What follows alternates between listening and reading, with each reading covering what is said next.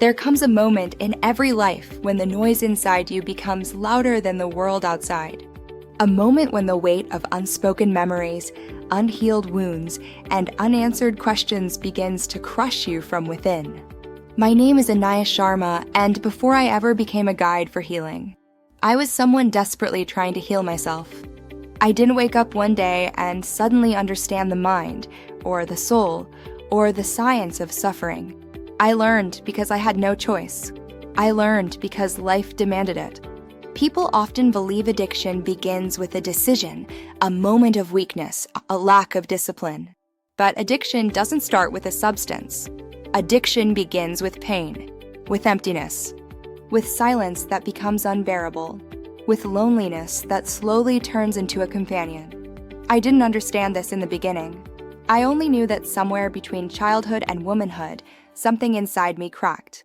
I grew up learning to be strong, learning to hold everything together for everyone else, learning to swallow my fears and silence my emotions. But when you silence yourself long enough, the voice inside eventually bursts through, not gently, but violently. It started subtly. Anxiety that kept circling my chest. Sleepless nights where my thoughts raced like storms. A feeling of never being enough, never being seen, never truly belonging anywhere. And then one day, someone offered me something, just to help you relax, just to take the edge off. I didn't know that the smallest escape often becomes the biggest prison.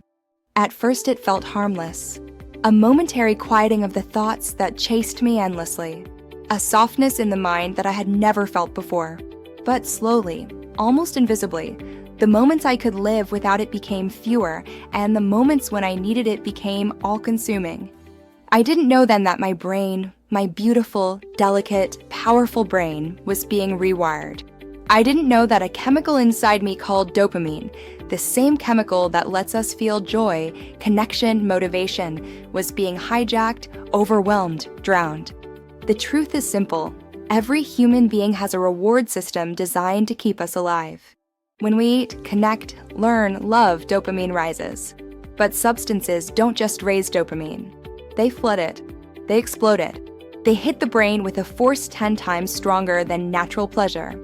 And the brain, in confusion, begins to adapt. It reduces dopamine receptors. It produces less joy naturally. It makes you numb.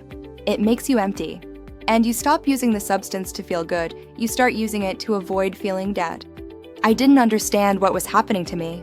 I only knew that my emotions felt like heavy stones dragging me underwater, that I was disappearing from myself, that the person in the mirror wasn't me anymore. One morning, when I looked into my own reflection, my eyes felt hollow, as if someone else was staring back. That was the moment something inside whispered, "Seek help," or lose yourself forever. That day, trembling and exhausted, I walked into the office of a therapist named Dr. Ryo Tanaka, a man whose calm presence alone felt like a lighthouse in a storm. He didn't rush me. He didn't judge me. He didn't tell me to be stronger or try harder. He simply said, "Tell me your story. Your soul has waited long enough to be heard." For the first time, I spoke truths I had buried for years about the childhood loneliness I never understood, about the pressure to be perfect, about the fear of disappointing people, about the emptiness I carried like a second skin. When I finished, he placed an empty glass on the table between us, and then he poured water into it. But the water slipped out through a small hole at the bottom. "This," he said, "is your heart. And this hole is your trauma. No matter what you pour into it, substances, relationships, achievements, it will never fill.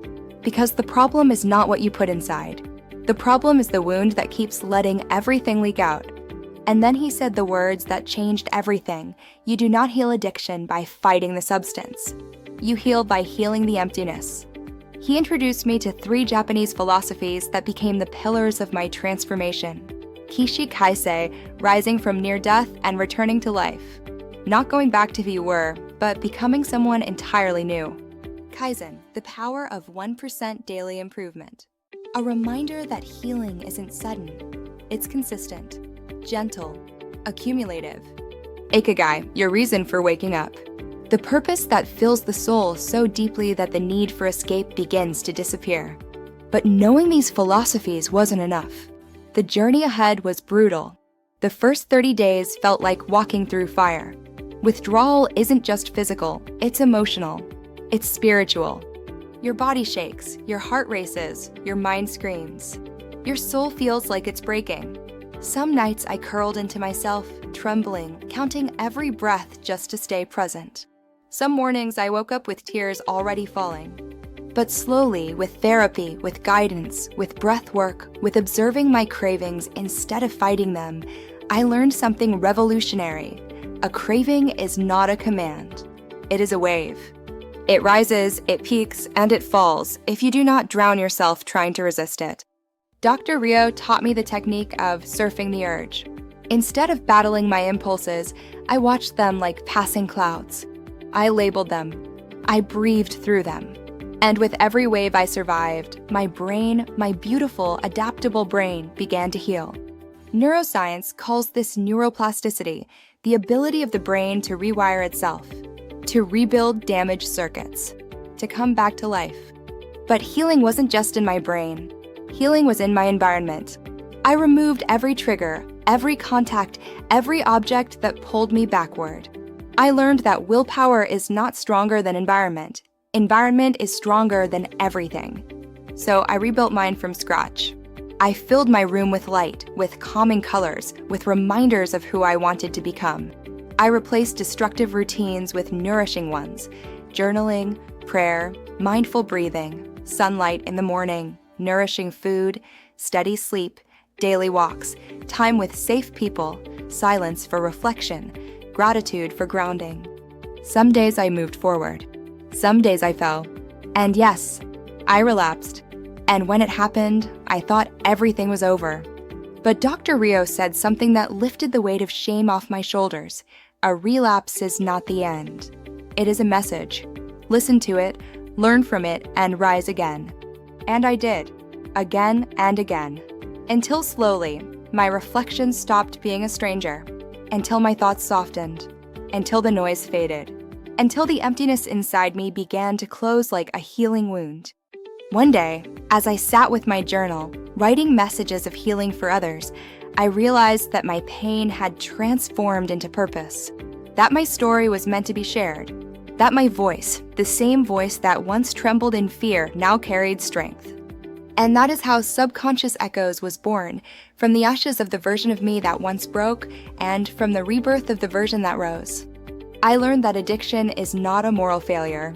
It is a neurological hijacking. I learned that willpower is not enough. You need structure, support, strategy. I learned that healing is not a destination. It is a daily devotion. I learned that you cannot simply stop being the old you. You must become the new you. And I learned that no matter how deep your darkness goes, rebirth is always waiting on the other side. So if you're listening right now, whether you're struggling with addiction or trauma or emptiness, hear me when I say this. You are not broken. You are not hopeless. You are not behind. You are in the cocoon. And cocoons are not graves, they are transformation chambers. Your healing will not be loud. It will not be dramatic. It will not happen all at once. But one morning, you will wake up and realize that the storm inside you has quieted, that the weight you carried has lifted, that the person in the mirror feels like someone you know again, and you will understand that you are never dying, you are being reborn. Kishi Kaisei, rise from what almost destroyed you. Return to life. Return to yourself. And when you do, walk forward with gentleness, with grace, with intention, and remember that I, Anaya Sharma, am walking this path with you. Because healing is not a journey we take alone. It is a journey we honor together. Close your eyes, take a deep breath, and whisper to your soul, I am coming home. Because today, your rebirth begins.